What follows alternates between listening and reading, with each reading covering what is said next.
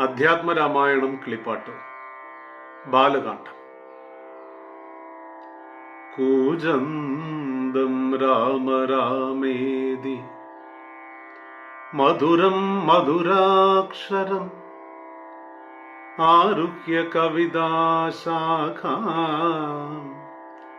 വന്ദേ വാൽമീകി കോകിലാം.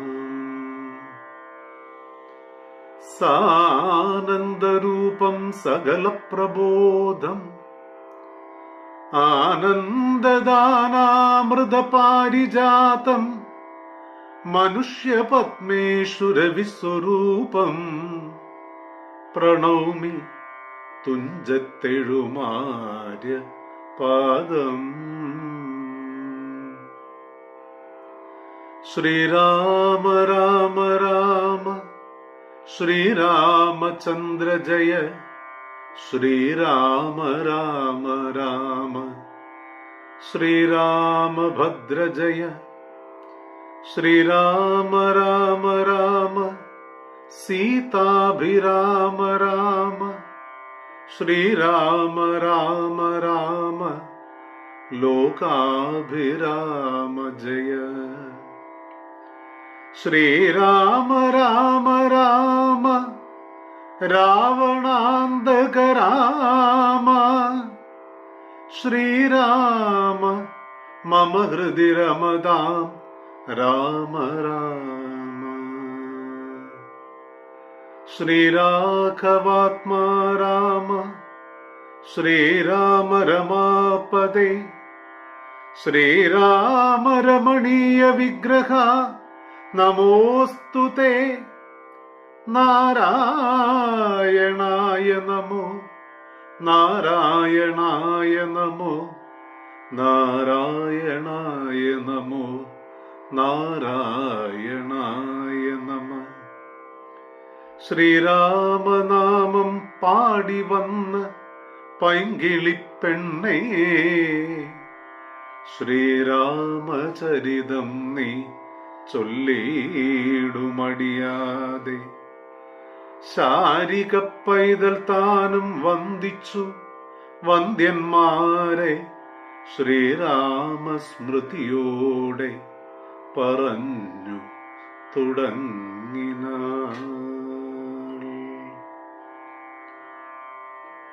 എല്ലാവർക്കും വിനീതമായ നമസ്കാരം.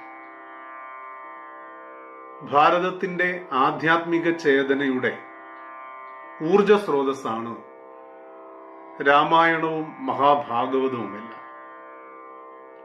ഓർമ്മ വെച്ച കാലം മുതൽ നമ്മുടെയൊക്കെ ജീവിത പ്രഭാതങ്ങളിൽ മുഴങ്ങിക്കേട്ടിരുന്ന ഹരിനാമകീർത്തനവും അധ്യാത്മരാമായണവും മഹാഭാഗവതവുമെല്ലാം ഇന്ന് നമ്മളിൽ നിന്ന് അന്യം നിന്നു പോകുന്ന ഒരു കാലഘട്ടത്തിലൂടെയാണ് നമ്മൾ കടന്നു പോകുന്നത്. ആദികാവ്യമാണ് രാമായണം. രാമസ്യ അയനം രാമായണം എന്നാണ്. രാമന്റെ അയനം, അയനം എന്നാൽ യാത്ര എന്നാണ് അർത്ഥം.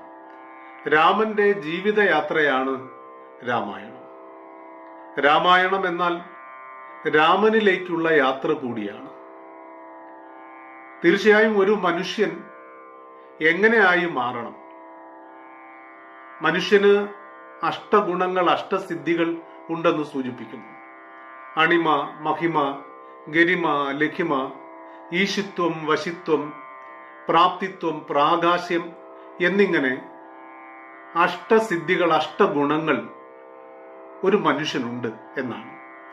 എല്ലാ ഗുണങ്ങളും ഒത്തിണങ്ങിയ നന്മയും സ്നേഹവും കാരുണ്യവും ധൈര്യവും സ്ഥൈര്യവും വിനയവും സൽകീർത്തിയും ഒക്കെ ഒത്തിണങ്ങിയ, ഏത് പ്രതിസന്ധികളോടും പോരാടി ജയിക്കുന്ന തക്ക ആത്മധൈര്യമുള്ള, ആത്മവിശ്വാസമുള്ള, ലോകത്തിൽ പർവ്വത സമനായ, ഉന്നത ശീർഷനായ ഒരു പുരുഷനുണ്ടോ എന്ന് വാൽമീകി മഹർഷി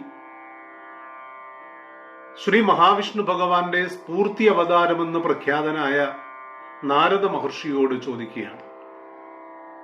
നാരദ മഹർഷി വാൽമീകിയോട് പറയുന്നു, എല്ലാ ഗുണങ്ങളും ഒത്തിണങ്ങിയവർ ആരുമില്ല.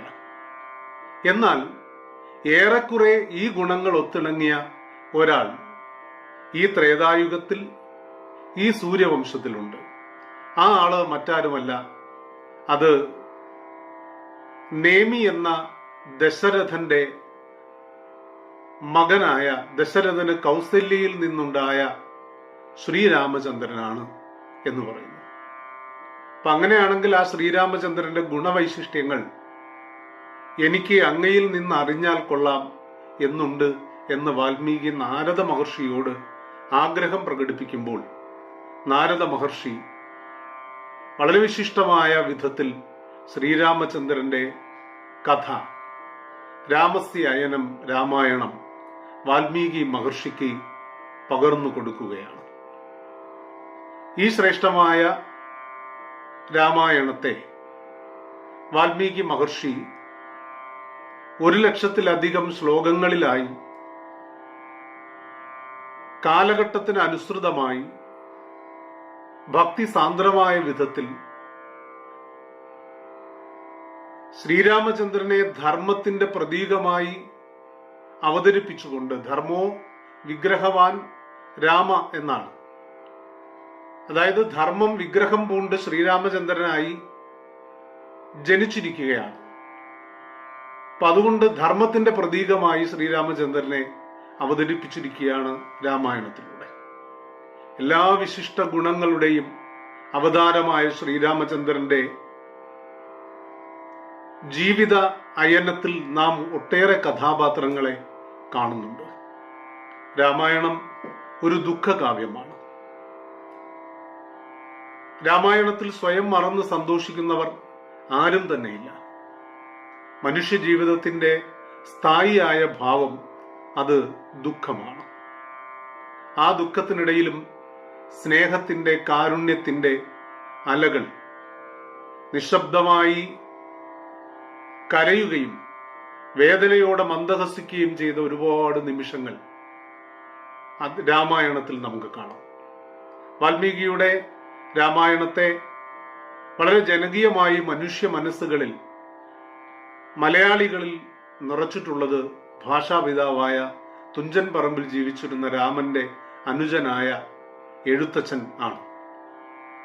മലയാള ഭാഷയുടെ പിതാവും കിളിപ്പാട്ട് പ്രസ്ഥാനത്തിന്റെ ഉപജ്ഞാതാവും കേരളത്തിൽ ഭക്തി പ്രസ്ഥാനത്തിന്റെ മുഖ്യ പ്രയോക്താവും സർവോപരി ഭാഷയുടെയും സാഹിത്യത്തിന്റെയും സർവതോന്മുഖമായ വളർച്ചയ്ക്ക് നാന്ദി കുറിച്ച എഴുത്തച്ഛൻ, തുഞ്ചത്ത് രാമാനുജൻ എഴുത്തച്ഛൻ കിളിപ്പാട്ട് രൂപത്തിൽ രചിച്ച അധ്യാത്മ രാമായണം കിളിപ്പാട്ട് ഈ കർക്കിടക മാസത്തിൽ നമ്മുടെയൊക്കെ ദുഃഖങ്ങൾ, നമ്മുടെയൊക്കെ ദുരിതങ്ങളുടെ വേരറ്റ് നമ്മളിലൊക്കെ ആനന്ദവും ആശ്വാസവും സ്നേഹവും സാന്ത്വനവും നിറയ്ക്കുന്നതിന് വേണ്ടി ഉതകുന്നതാകട്ടെ എന്ന് ആത്മാർത്ഥമായി പ്രാർത്ഥിക്കുന്നു. എല്ലാവർക്കും നന്മകൾ നേരുന്നു.